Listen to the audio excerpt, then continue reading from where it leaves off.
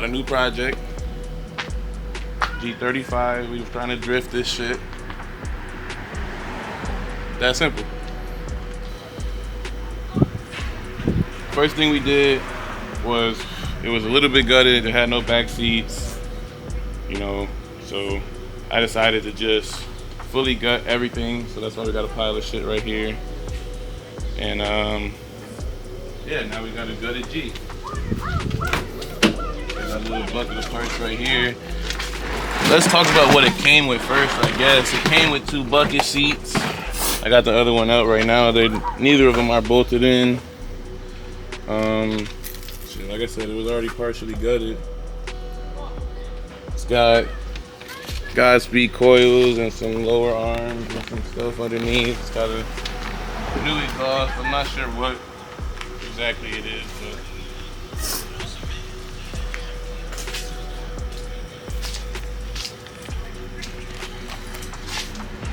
what size is that? What? That exhaust tip? 4? I have no idea, but is that shit bigger than the TSX? That's just like, yeah.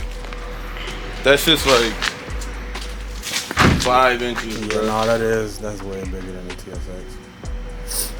The TSX is a 4.5 inch exit, so that's like, that might be like 6 inches. Single exit though. Definitely poor. 60,000 miles. Door cards are busted. No window motors. It's pretty clapped.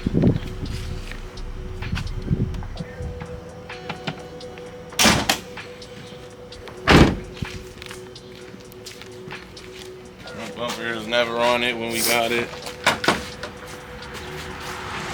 The coils are fully lowered for some reason, so the subframe is super low.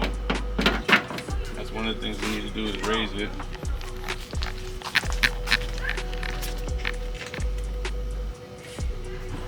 You got something pretty new Yeah, stuff but it's down on the there. ramps.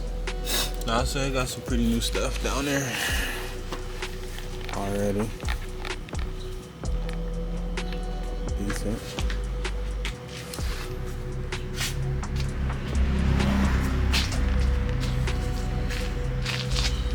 GTR headlights fucking suck. Type shit. And it's got a little intake. It's pretty stock, to be honest, aside from the suspension parts.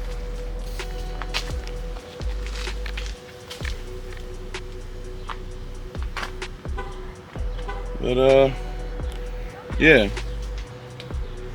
So first thing we gotta do is talk about what we gotta do to get it ready to drift.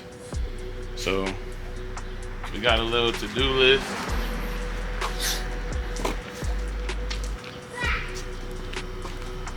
We stole my son's whiteboard. We made a little to-do list. The e-brake doesn't work. We're gonna have to do some, you know, typical maintenance for being a new owner.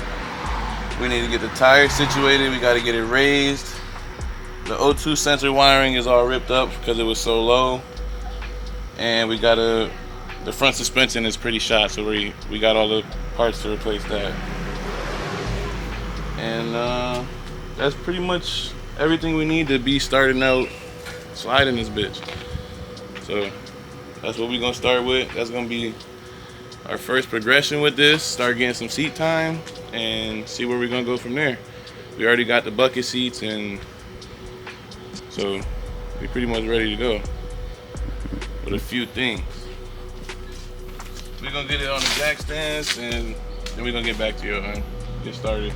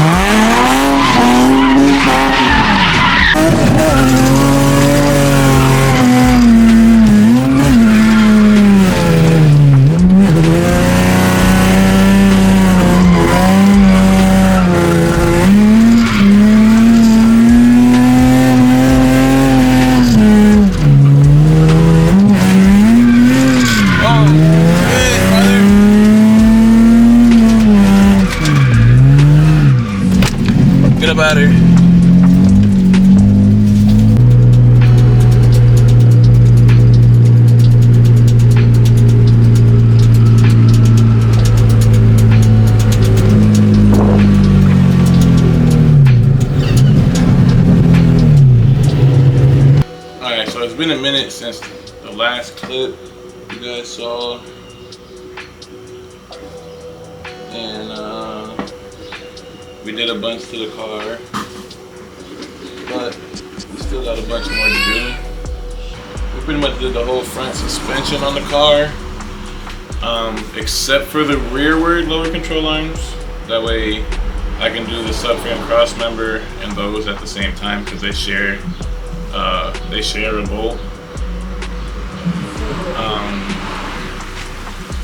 Gotta get the check engine light squared away. For that, it's got a knock sensor, knock sensor circuit code, so we're gonna have to figure out the wiring with that. It's got code for both the downstream O2 sensors, which when I got the car it was dumped low, and the connectors and cables for the O2 sensors are just totally ripped up, so just direct replacement should fix that. It's also got a random misfire, which I want to get the other stuff figured out and then see how that is going. Hopefully it goes away.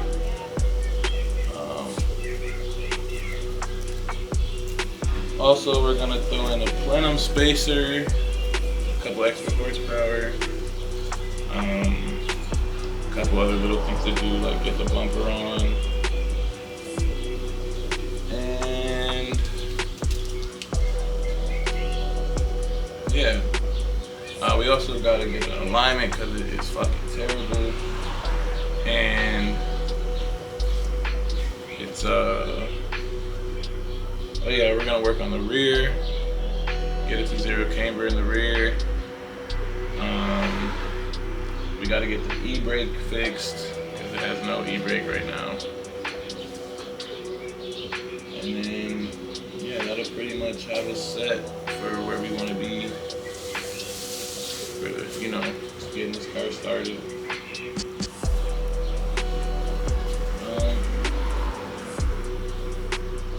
I guess the first thing I'm gonna get into, oh yeah, also, after I drove the car the other day, just as I was getting home, the passenger side exhaust separated from the manifold, so we gotta figure what happened there.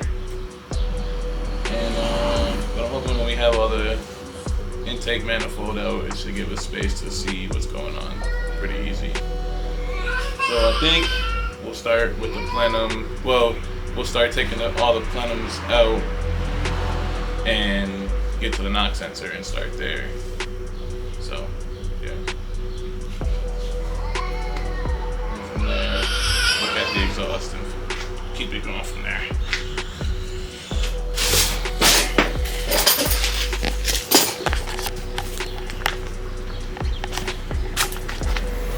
So,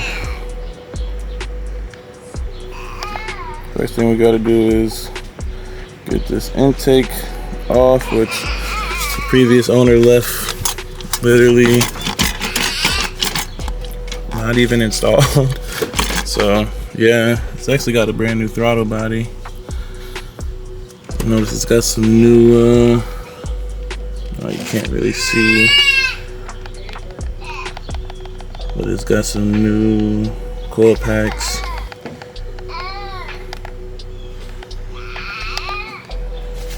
And yeah, we're also gonna do like an oil change. It has AC deleted belt, smaller belt. So potentially gonna be taking off that extra weight of the compressor. But yeah.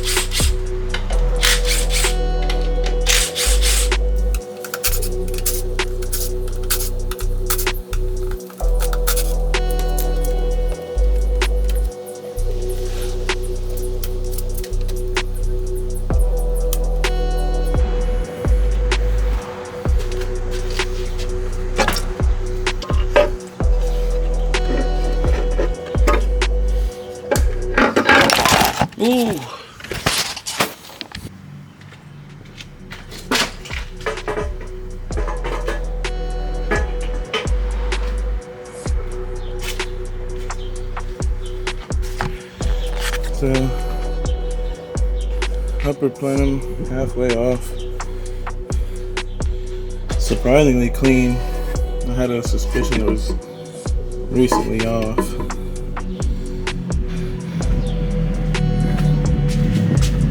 Really clean actually, a little oil right there. So I'm over here, I'm about to uninstall the last piece to be able to get to the knock sensor. And this was super brittle. Looks like the last owner tried to glue it back together. That's not good. Now we've got to replace this. Not only that, I think I'm probably gonna have an issue getting all of this shit out to replace it. I really hope this isn't call for a whole valve cover, because now that I'm thinking about it, I kind of think it does, and that's probably why they glued it. That's not good. So I got everything off and made my way to the knock sensor and pulled off the connector. That little red rubber was still stuck inside, and as you can see, half the connector is broken off and stuck inside the knock sensor. So there's our circuit code. Luckily I already ordered this wire because I was doing some research, and if you didn't know, a circuit code always means wiring. So there we go.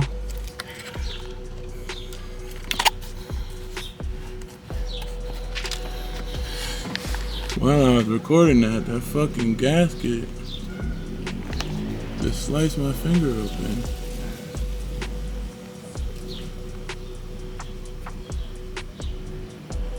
Shit kind of burns from the oil. It's kind of hard to see, but way down there you can see the head of the bolt I'm unscrewing. And that little connector, that's the connector for the knock sensor sub harness. But there's a little bracket that it's connected to, so you can't really pull it up far enough to you to disconnect it. So that's why I'm taking this bolt out. Also, it holds it at a really weird position, which can cause, from some research I've been doing, I've seen that it can cause failures from the way it's pinched, like stretched rather. So yeah, I'm gonna leave the bracket off. So yeah, once I do that, I'll be able to replace the sub harness to the knock sensor, and that should be fixed, hopefully.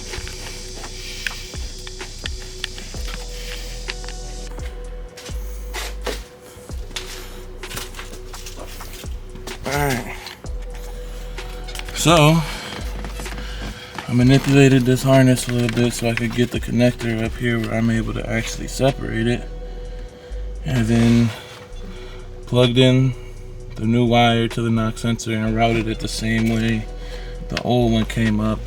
Plugged it in. Now I'm gonna tuck it back down there and try and put this harness back the way it was.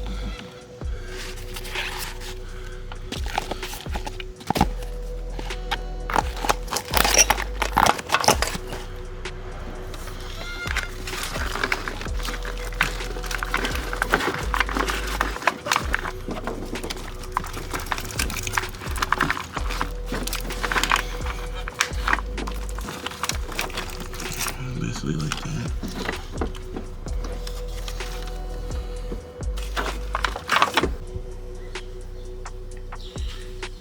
Alright, so it's been another break since the last clip, and I did have to replace the valve cover because of that PCV crossover that was broken on the valve cover on the driver's side.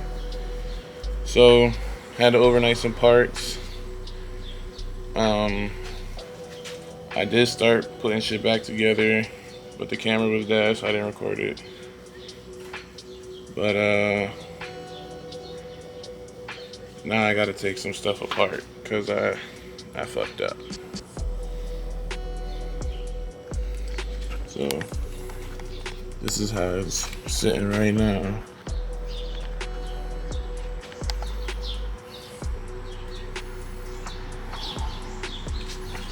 Aluminum valve covers. A little crossover tube right there. Some heat tape. Heat taped the knocks. I heat taped a bunch of this because it was all brittle and cracking, and I put like 4 layers of heat tape over the knock sensor sub harness to keep that nice and good. I put a video of that in somewhere, but I want to show you how it fucked up. Got the light.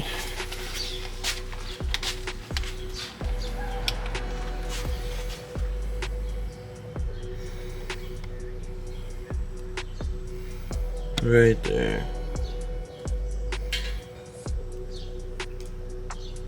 It's not that stud. And then back here, this one, the nut stripped out, so I'm assuming the stud stripped out too. So yeah, I'm gonna have to get this mid intake manifold off and get those studs out. And I'm gonna just replace them with bolts.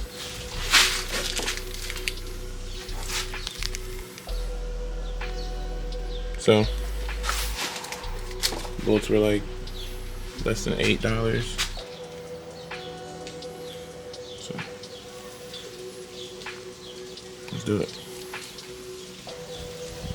Gotta start taking all these bolts out the middle, get this mid intake off, take that hose off to the PCV valve, and yeah, get this off and get to those studs. Anyways, this is the E-Torx at the top, so this one came out pretty easy because it wasn't broken. Just with an E-Torx big center 1/4" ratchet. So for now, I gotta get this one out with well, I'm gonna try vice grips first, so let's see what happens. Alright, this is where we're at now. Back where we were before, except I added this plenum spacer. So I'm literally waiting for Amazon to get here with the second gasket that I need to finish putting the plenum together. If you get a cheap eBay plenum spacer, then it doesn't come with a gasket. So I had ordered that 2 days ago and it's supposed to get here. It says 6:15. It is now 5:23. So what I'm gonna do is I'm gonna take care of the last thing that we need to get rid of the check engine light on this fucking car, which is O2 sensors.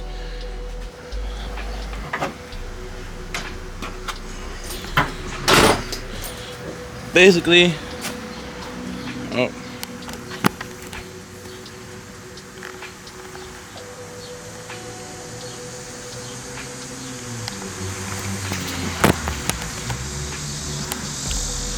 basically, the last owner had these front coilovers like pretty much super slammed, which normally I'm a big fan of, but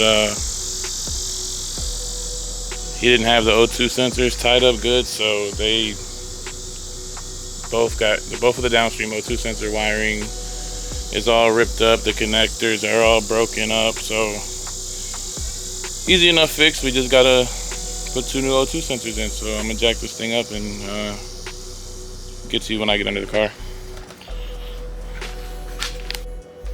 Well, I was waiting for valve covers and stuff to come in. I decided to do a little bit of painting, so that should look kind of cool in the car.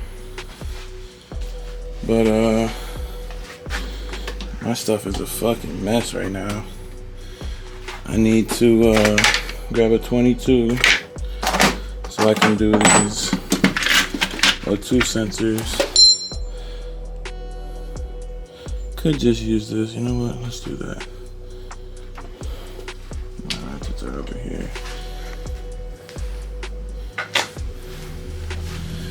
It's a fucking mess.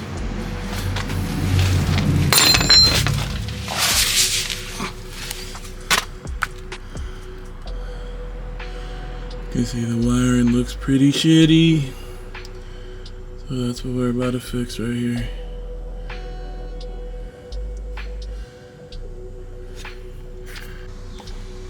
I don't know if y'all could see that, but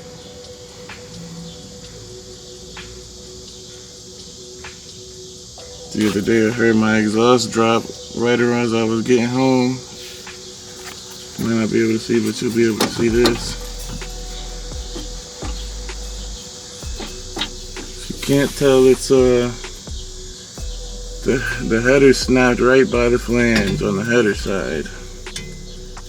So that's gonna have to be situated for sure, which I already knew, but I didn't mention yet.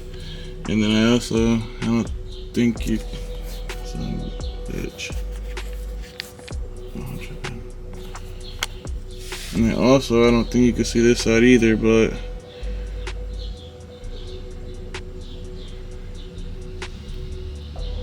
I can see that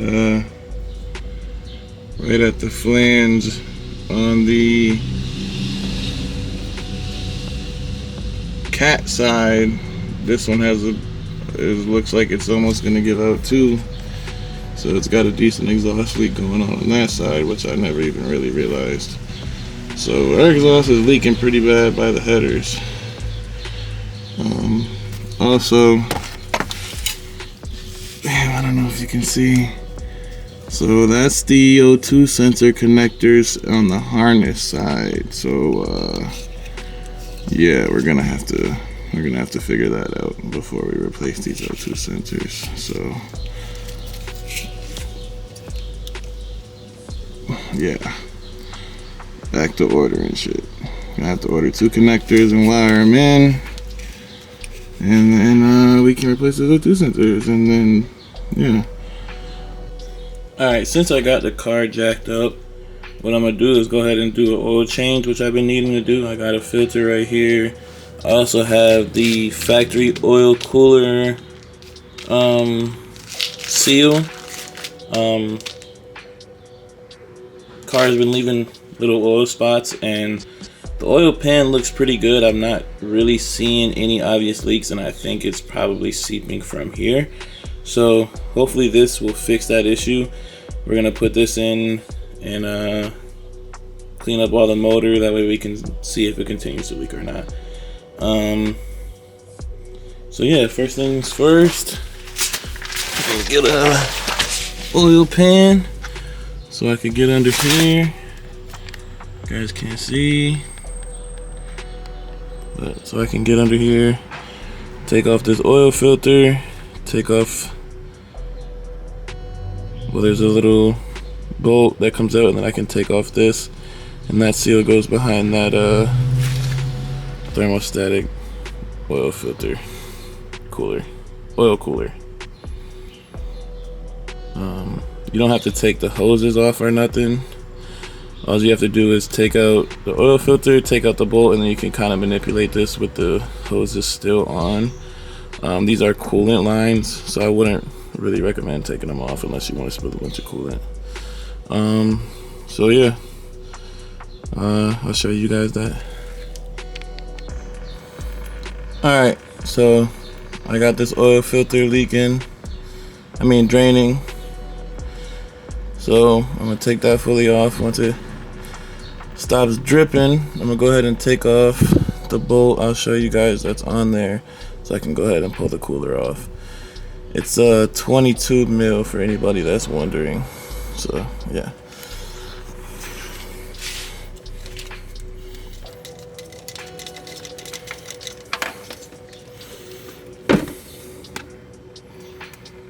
And that's the bolt right there. So I literally just use this. It is barely torqued on, like barely. I barely turned it, and it loosened.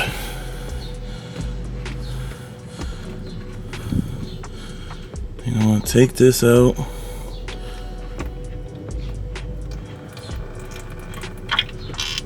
Just like that. Boom. I'm gonna set this right here to the side. Now you can see that the plate is off. You can see that seal right there. I'll go ahead and wipe this all down, make it a little cleaner, put the new seal in, and I'll get back to y'all. Alright, so that's all back together. I just barely snugged that fastener back in. As you can see, it's all pretty clean now. So what I'm gonna do is drain all the oil out and finish the oil change, get the filter back on, and clean everything down here up so we can make sure we're not leaking anymore. Alright, there we go. Oil is dripping, pretty much gone. And we got our new filter up in there, looking good. So I'm gonna put this drain plug back in and see if my package is any closer so we can get this plenum done. Get some oil in there. And yeah, we're ready to get it to the exhaust shop.